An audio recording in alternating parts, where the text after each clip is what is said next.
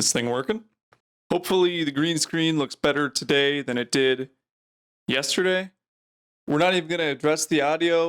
Let's just start it up. Let's just do it. January 21st, 2017. Pretty quiet day in the White House. Not a lot. Only 2 tweets.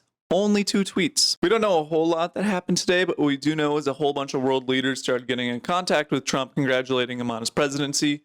I feel like that's a pretty typical thing, but it also reminds me of when you're playing Civ and you start reaching out to all the other civilizations just to find out that they're not that big of a fan of you for whatever reason, because you've been marching settlers across different territories trying to set up another town. That's where we're at. That's where we're at. This thing, I am not at the right level. Man, okay. I'm either gonna have to do it like this, or my head cut off a little bit, and we're choosing to cut the head off a little bit. We got read receipts from Medvedev, Nieto. Who else are we talking here? It could be anybody. Shinzo Abe is on the list. And how could I forget Justin Trudeau? Getting into the actual events of the day, Trump fired off his first tweet at 6:53 a.m. He always struck me as a night owl kind of guy, but it turns out that's something me and him don't have in common. Obama, though, my fellow night owl. The tweet reads, "A fantastic day and evening in Washington, D.C. Thank you at Fox News and so many other news outlets for the great reviews of the speech."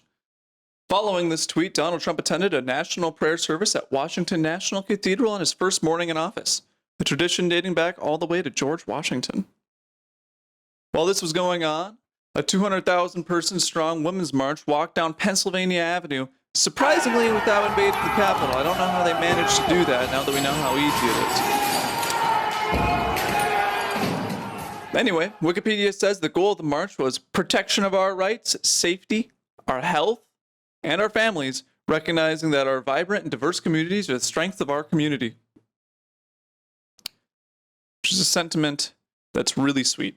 That's all we got today, save for one retweet of Donald Trump retweeting the White House.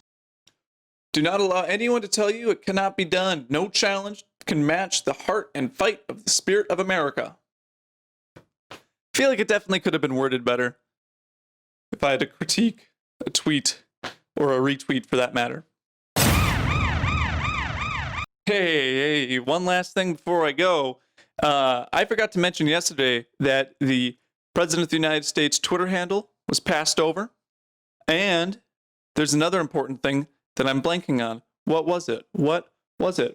Whitehouse.gov changed from the Obama administration's Whitehouse.gov to the Trump administration's website. Important things to note here, which are probably mostly symbolic, but it kind of bode really poorly.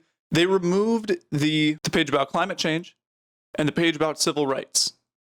It's kind of fucked up to remove the civil rights one. I don't understand how people can disagree with climate change, but at least people usually pretend like there's an argument against it. Pretending like there's an argument against civil rights is kind of weird, little iffy, especially for the first day of the presidency. Hey, that was this day 4 years ago. I'll see you tomorrow.